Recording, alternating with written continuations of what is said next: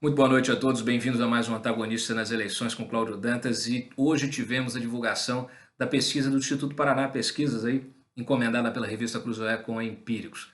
Mais cedo, o Mário Sabino conduziu aí uma live lá em São Paulo com o Murilo Hidalgo do Instituto Paraná, o Caio Mesquita da Empíricos e o Rodrigo Rangel da Cruzoé. Fizeram ali um bate-papo, responderam a pergunta dos eleitores e também analisaram, né, o Murilo aí com a palavra de especialista, né, como próprio presidente do próprio Instituto Paraná, responsável pela pesquisa, pôde detalhar essa pesquisa, que é a mais abrangente já feita nessa eleição. É muito interessante, a pesquisa não traz só os índices gerais de intenção de voto, ela traz também, ela explora, né, de forma qualitativa, ali, explora os temas que aproximam o eleitor de determinado candidato, exploram a percepção desse eleitor em relação a que candidato tem mais chance de ir para o segundo turno, enfim, é uma pesquisa muito detalhada, muito bem feita, e aí tivemos essa possibilidade de ter o próprio especialista aí também falando dessa pesquisa. A live está disponível no nosso canal no YouTube, do Antagonista, então vale a pena dar uma olhada lá. Inclusive a pesquisa, para quem não acessou, acessa aí, está no topo do site do Antagonista ou no site da Cruzoé, vai lá, baixa a pesquisa e desfrute, né? Fique aí à vontade para comparar com as outras, para fazer a sua própria análise. Olha, a pesquisa consolida, né, essa intenção de voto no Bolsonaro, 26,6% é o índice aí de intenções de voto neste momento, um aumento, aí, um crescimento aí também em relação à última pesquisa, muito parecido com o índice do Ibope, diferente do índice da Folha, mas que traz, vamos dizer assim, essa consolidação do voto e também um crescimento muito em função, muito provavelmente, né, em função em decorrência deste evento, desse atentado contra o Bolsonaro, que comoveu muita gente, que fez com que muito eleitor que estava ali com o voto, né, tímido, guardado, passasse a declarar o seu voto. Então, pesquisa, gente, ela traz ali um retrato daquele cenário, daquele momento, é muito dinâmico, né? E esse momento ele é definido muitas vezes pelo que está acontecendo. Quer dizer, muitas vezes não, sempre. Ele é definido pelo que está acontecendo, além das convicções, obviamente, que cada um de nós traz. É importante que se diga o seguinte: o eleitor brasileiro ele tende a decidir o seu voto mais perto da eleição. Tem gente que decide seu voto na boca da urna. É igual para comprar presente de Natal. O pessoal vai comprar presente de Natal na véspera, né? Então, a mesma coisa acontece com o voto. Então, mas a gente tem aqui essas pesquisas para balizar aqui a nossa análise, ter uma tendência, verificar algum tipo de tendência de voto. Então é isso, olha, 26,6% o índice aí de intenção de voto no Bolsonaro. Deixa eu pegar minha colinha aqui. Vamos lá. Em segundo lugar, Ciro Gomes, com 11,9%, lá atrás. Ciro Gomes aparece mais ou menos empatado ali com a Marina Silva, que tem 10,6%. Então estão ambos empatados aí dentro da margem de erro neste segundo degrau. E lá no terceiro degrau, Geraldo Alckmin e Fernando Haddad, um com 8,7%, outro com 8,3%. Então o Haddad está crescendo, tem potencial de crescimento, em função, especialmente agora, em função, né, dele ter assumido a cabeça de chapa ontem com a Manuela. O Lula está definitivamente fora, não tem mais chicana, não tem mais nada que ele possa fazer, e o Haddad assume a campanha como a cabeça de chapa da campanha, mas todos sabemos que ele é um preposto, é um poste, é um laranja, né, do Lula, né? Tanto é que e ele não faz questão nenhuma de esconder isso, muito pelo contrário. Vai agora no Nordeste tentar convencer as pessoas de que votando nele você está votando no Lula. Esse é o mote da campanha, né? No final das contas. Esse não é o slogan, mas é o mote da campanha. Vote em mim, que você estará votando no Lula. E a gente sabe o que vai acontecer. Se o Haddad for eleito, né, lá por março, o STF, aí Lewandowski vai botar a questão no plenário, o Toffoli vai dar uma empurrada nisso, eles vão tentar liberar o Lula vai virar ministro desse governo, vai conduzir o governo, vai governar, tendo aí esse Haddad aí como preposto. É uma situação esdrúxula, a gente espera que ela não aconteça, né? Que o eleitor brasileiro tenha entendido, tenha aprendido, né? Esteja cansado, né, de ser roubado, de ser explorado, de ser enganado. Então, eu espero, pelo menos esse é o sentimento, né, que a gente tem. Mas vamos lá, fechando mais uma coisinha, né? Essa campanha continua sendo uma campanha de tapetão, né? Uma campanha irregular, ilegal, sempre usando de artifícios, né? O Lula, gente, na campanhazinha dele, que nem deferida foi, na candidatura que nem deferida foi, ele gastou 20 milhões de reais. Isso é dinheiro o nosso, né? Dinheiro que estava no fundo eleitoral, que foi para a campanha, para quê? Para imprimir material de campanha com a cara do Lula.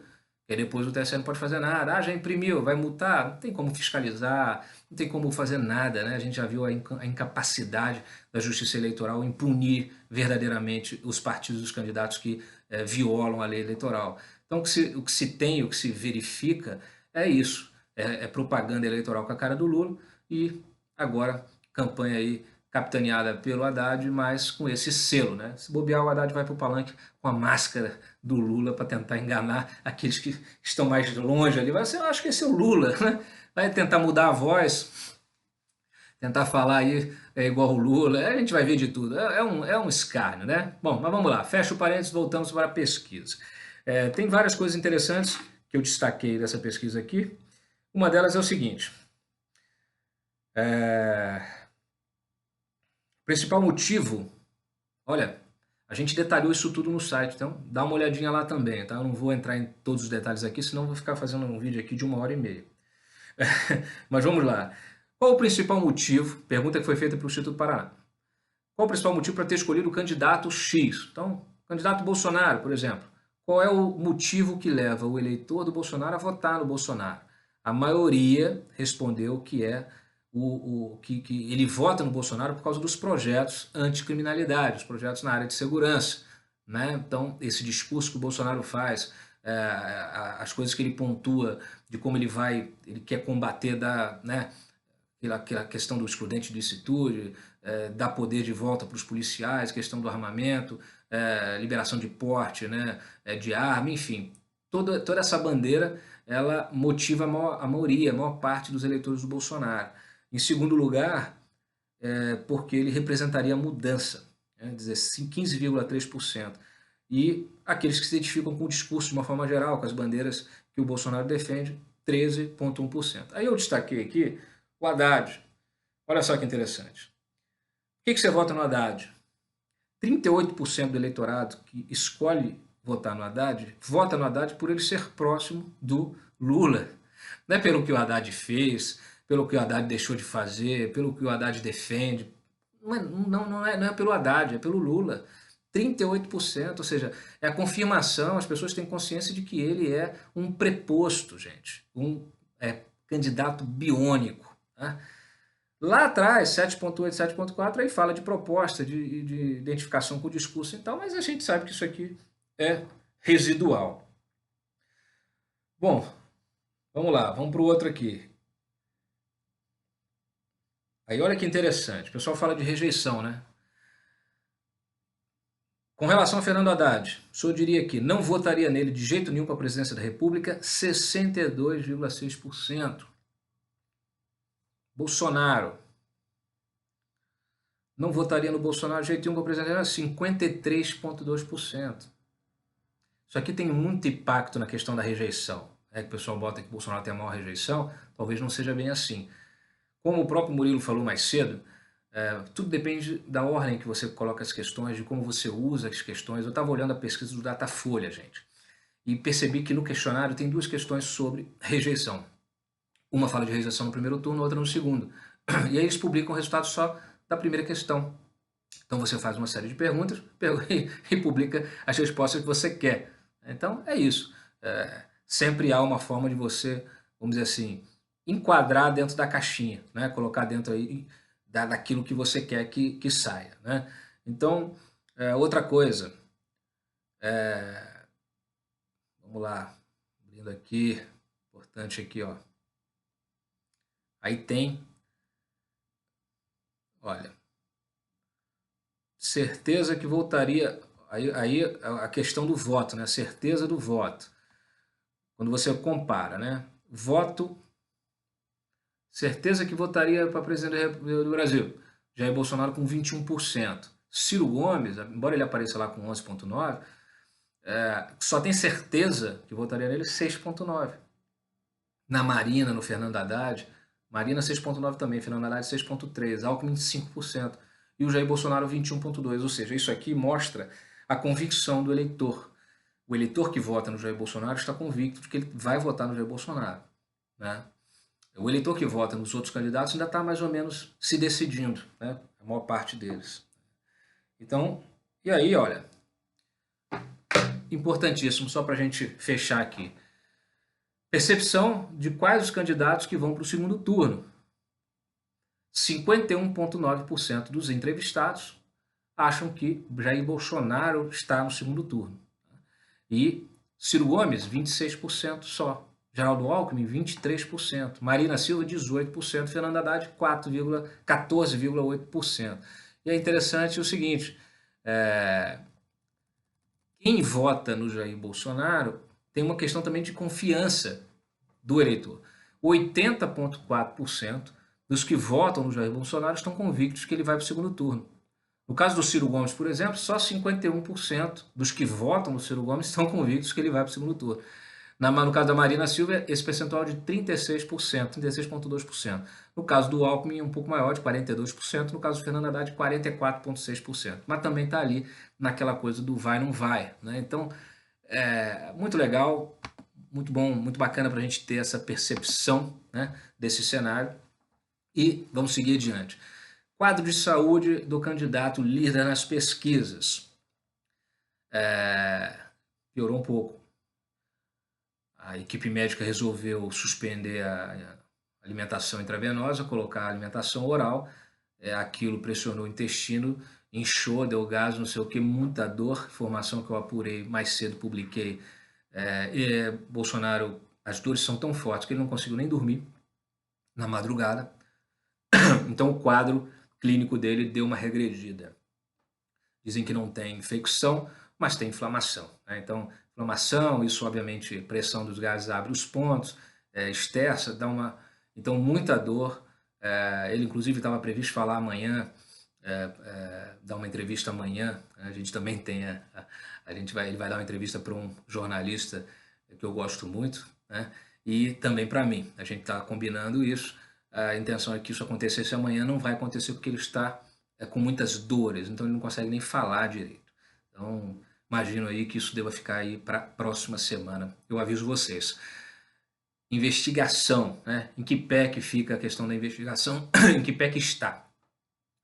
A Polícia Federal deve abrir um segundo inquérito para apurar a participação de outros personagens. Ela tem pressa em fechar o prazo, né, para o indiciamento na Lei de Segurança Nacional. O prazo é muito curto, ela precisa entregar o relatório em 10 dias, né, já contados, já sendo contados. Então, ela tem que concluir, como o criminoso já confessou o crime, já apresentou a arma do crime e motivação, não precisa fazer nada, é só escrever o relatório, meter bronca e indiciar e condenar e processá-lo e para ser condenado.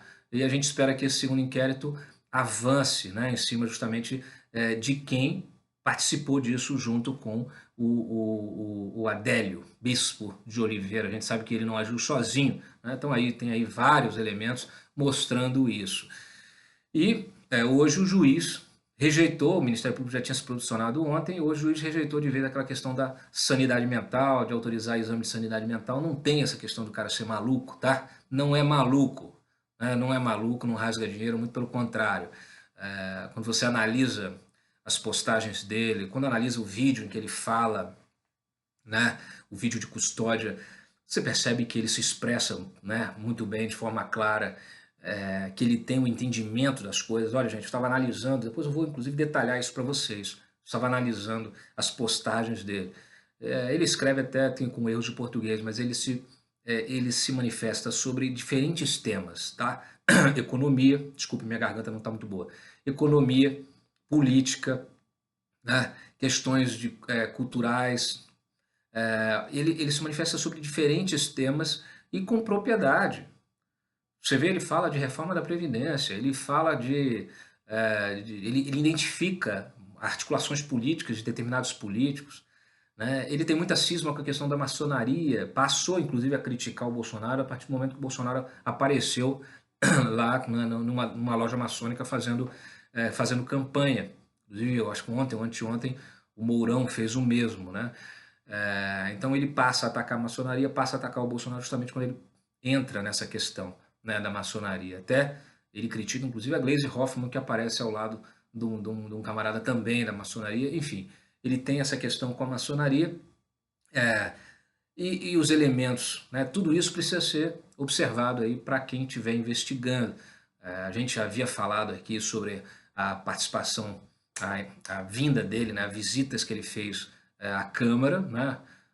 Inclusive hoje eu noticiei mais cedo, eu identifiquei outras passagens dele, né? Outras visitas dele na Câmara. Então pedimos à polícia, através aí do terceiro secretário, o deputado JHC, pedimos o levantamento de todas as visitas que ele possa ter feito e a identificação de quem ele visitou. Isso é muito importante para a gente entender com quem ele se relacionava, né? Se ele era, qual era o nível de acesso que ele tinha dentro do PSOL, por exemplo, né?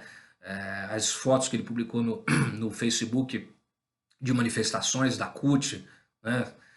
Tem pessoal do PCdoB, né? Então ele, perdão, ele se manifesta politicamente, era um manifestante, e tem toda essa questão já que eu já falei de lan house, do uso de celulares, de notebook, de passagens, de viagens nacionais e tal, então mostrando que dificilmente ele atuou aí sozinho, ele agiu como lobo solitário. Então vamos continuar acompanhando, trazendo aí também os elementos que tenhamos aí, né, na nossa investigação jornalística. É isso. O que mais que eu posso falar para vocês? De notícia, vale a pena dar uma olhadinha no site, aí publiquei mais cedo. O TCU aprovou um acórdão que identificou um dano horário de 670 milhões na operação de empréstimo ao frigorífico Bertin. Isso aconteceu em 2008. A tendência do TCU é punir todos os envolvidos, os dirigentes do BNDES, os funcionários, né? Só assim, gente, punindo os funcionários especialmente, porque os dirigentes são sempre cargos políticos, mas punindo os funcionários, eu acho importantíssimo, sabe? Eu acho que é uma coisa assim pedagógica, porque dificilmente o funcionário, uma vez punido, quando um vê que o outro foi punido, olha, o fulano foi punido, teve que pagar uma multa aí milionária, e dificilmente ele vai repetir isso, ou ele vai cumprir, executar a ordem de cima, né, a ordem para fazer coisa ilegal. Então é óbvio, eu já vinha martelando essa questão do Bertin. Esse dinheiro é muito interessante porque ele vai para o Bertin, e Bertin meses depois declara situação pré-falimentar. Então como é que o BNDES não viu os balanços, não viu a situação financeira, a saúde financeira do frigorífico? Empresta 2,5 bi, compra, né? Comprou ações, meteu esse dinheiro lá direto, 2,5 bi, e isso gerou, inclusive com alteração de valor de ação, né, e tudo, isso gerou um prejuízo de 670 milhões, prejuízo que precisa ser ressarcido. Infelizmente o TCU é muito longo o processo, agora eles vão abrir uma tomada de contas especial, o pessoal cada um vai dar a sua versão, enfim, até isso ser fechado, ir para o Ministério Público, enfim, abrir um procedimento, é um negócio longo, dificilmente a chance dessa gente ser punida, ou desse negócio, sabe, acabar perdendo o efeito, né, é muito grande, né? Então, infelizmente, é isso que acontece, mas é sempre uma notícia, a gente precisa ressaltar, precisa alertar, precisa ficar em cima. Lembrando também que o grupo Bertin, que o frigorífico Bertin, depois dessa situação toda, né, declarou pré-falimentar e depois fez o quê? Se fundiu ao JBS. O JBS assumiu, né, vamos dizer assim, ele meio que comprou, adquiriu o Bertin, eles fizeram ali uma troca de ações, adquiriu o Bertin também com dinheiro BNDES. Enfim, olha, gente, é uma história aí que vocês já sabem, eu já falei isso aqui 1000 vezes, então, pelo menos essas apurações estão apenas confirmando aquilo que a gente já havia apurado, aquilo que eu já havia divulgado aqui. É isso, né? Vamos aí amanhã acompanhar, fazer a cobertura lá da posse do Dias Toffoli e cruzar os dedos. Eu agradeço mais uma vez aí a audiência, a paciência. Curtam o vídeo, não deixem de deixar o seu like, compartilhem com os amigos. Quem não assinou o canal, assine e marque lá o sininho para alertar quando tem vídeo novo, para vocês ficarem sempre ligados no que a gente faz. Um abraço a todos, muito obrigado e até amanhã em mais um Antagonista nas Eleições com Cláudio Dantas. Tchau.